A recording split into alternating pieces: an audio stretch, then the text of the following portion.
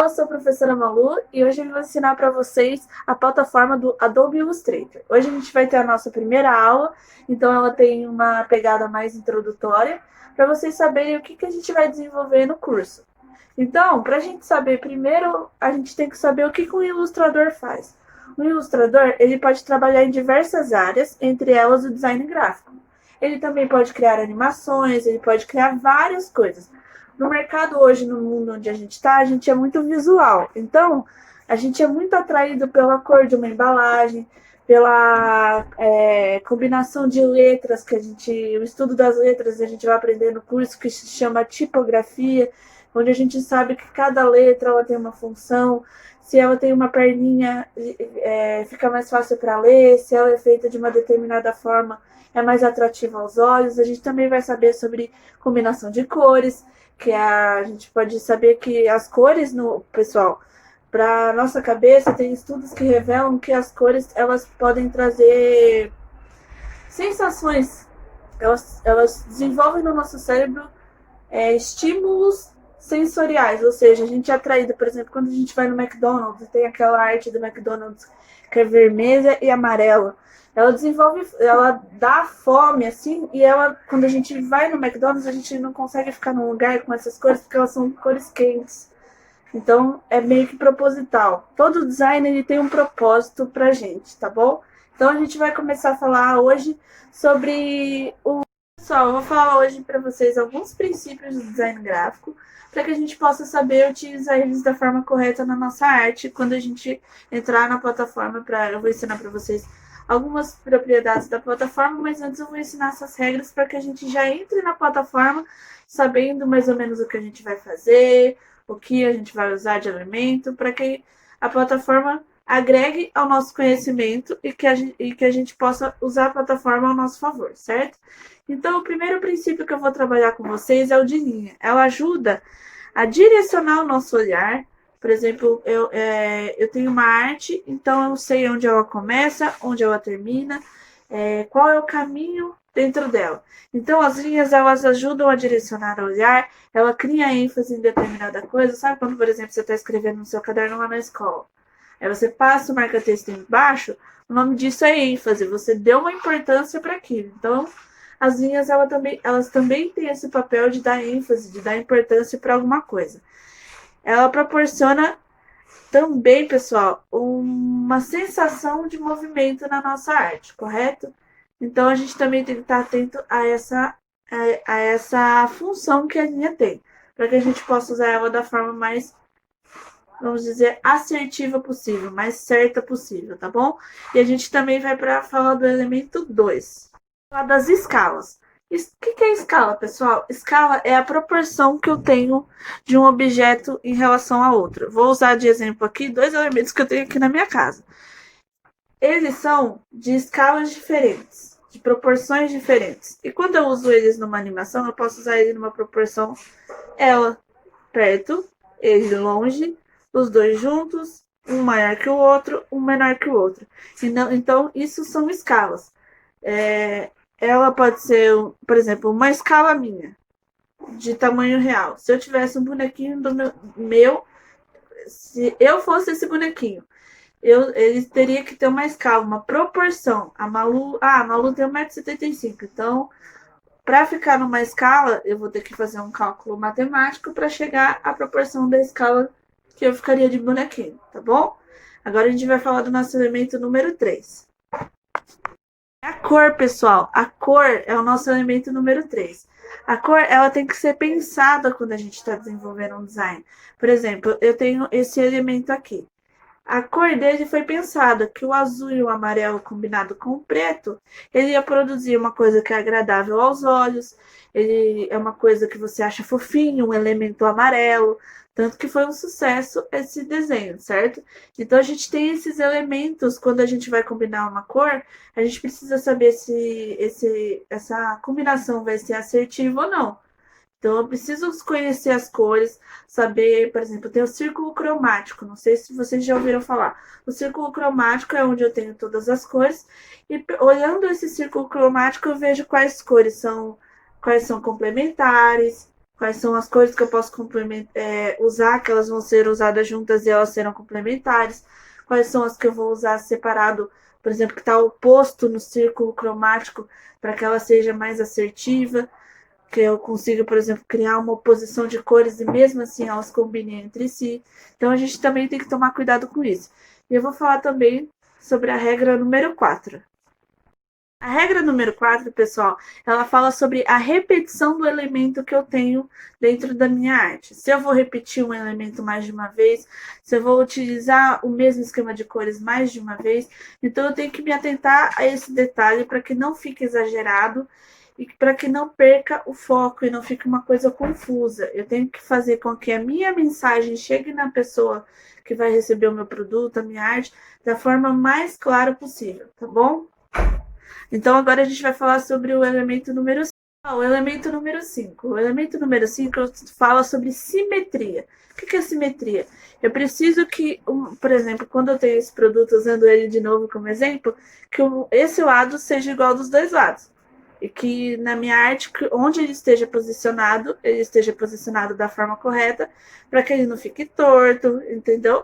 Então é importante a gente ter noções de simetria. E agora a gente vai falar sobre a regra número 6, tá bom? Transparência, pessoal, quando a gente tem aquele degradê, coisas do gênero. Então a gente tem que tomar muito cuidado com o degradê, com esse tipo de coisa, para que a gente possa conseguir fazer uma arte que consiga atender o nosso cliente. Por exemplo, se eu quero fazer uma onde tem um lugar mais escuro e um lugar mais claro, a gente precisa saber usar a transparência, tá bom? Então a gente vai para o elemento número 7, tá bom? A gente já vai falar sobre outras regras e daqui a pouco a gente já vai falar sobre como manipular a nossa plataforma, e hoje vocês já vão conhecer algumas elementos dentro da plataforma do Adobe Illustrator, tá bom? Então vamos lá para a 7ª dica. Então, pessoal, agora falando sobre a 7, a gente vai falar sobre textura. E para falar sobre textura, eu vou utilizar um elemento aqui rapidinho para vocês verem. Textura. Peraí, só um minutinho. Eu tenho este caderno, certo? E esse caderno, eu tenho a textura de mármore. Ela foi feita digitalmente, claro que o caderno não é de mármore. Então, eu tenho esse elemento que imita o mármore. Eu tenho o que eu estava falando para vocês de saber posicionar o elemento dentro da minha cena. Eu tenho a letra que eu escolhi, então eu tenho essa letra, ela foi combinada para que ela pudesse ser utilizada. Ela não poderia ser uma letra delicada, porque ela está falando sobre vilões da Disney. Então a gente tem que se atentar para que a gente consiga utilizar as regras combinando regras entre si, para que eu tenha um produto final bom, tá bom? Outro elemento que a gente usa muito também em jogos, em desenhos e artes gráficas, a gente precisa saber sobre a profundidade. Lembra que eu mostrei para vocês esse elemento? Eu consigo ver, por exemplo, aqui no olho dele que tem uma profundidade, porque aqui, como ele é físico, ele é 3D. Mas a gente também consegue colocar esses elementos de profundidade, de perspectiva. Por exemplo, eu vou ensinar para vocês agora o que é uma perspectiva. Se eu olho esse elemento de cima, eu vou ver isso. Essa é a perspectiva de olhar que eu tenho de cima. Se eu olho esse elemento de lado, essa é a perspectiva que eu tenho de lado.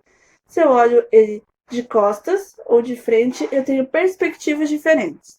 Então a gente precisa saber mexer com as profundidades, com as perspectivas, para que a gente possa criar alguma coisa. Por exemplo, quando uma pessoa está criando storyboard. O que é um storyboard? Ele está criando o roteiro de uma animação. Então ele precisa saber, nesse roteiro, como que vai ser o desenvolvimento da arte dele. Então ele precisa saber, primeiro o meu bonequinho vai aparecer de costas, aí do nada ele vai virar de lado, vai dançar um pouquinho, depois ele vai virar de frente e vai conversar com outro elemento que vai surgir na minha cena. Então, quando a gente está desenvolvendo um storyboard, a gente tem que ter na nossa cabeça já, para que a gente consiga desenvolver ou no papel ou na plataforma digital do Illustrator o nosso propósito de animação, tá bom? Pessoal, como a gente já falou sobre algumas regras do design gráfico, eu vou apresentar para vocês agora a plataforma do Adobe Illustrator. Então a gente vai mudar um pouquinho o cenário aqui da aula, para que eu possa mostrar no computador para vocês, para que vocês possam acompanhar, e no final eu vou passar um exercício para vocês, tá bom? Então é isso aí, só um minutinho e a gente já volta. Pessoal, primeira coisa, para a gente poder criar dentro do Adobe Illustrator, a gente vai precisar, na barra de menu em cima, a gente vai em novo, aí a gente vai criar um arquivo novo, certo? E dentro desse arquivo, a gente vai nomear, eu vou mostrar para vocês aqui, para vocês ficarem vendo, para vocês verem melhor. Então, pessoal, depois que eu criei um arquivo novo, eu vou nomear ele. Eu vou dar um nome para o meu projeto, certo? Então, escolham aí um nome de um projeto que vocês queiram desenvolver. Então, eu vou dar a ideia da gente criar uma imagem. Vamos criar um desenho. Então, a gente vai colocar desenho dos alunos da Prof. Malu, ou coisa do gênero. Aí, aqui eu vou ter o perfil. O perfil eu vou definir se eu quero um perfil se o meu desenho, a minha arte, o que eu estou criando aí vai ser usado para impressão ou se ele vai ser usado para web. Porque existem padrões diferentes. Existe o padrão RGB e o padrão CMYK.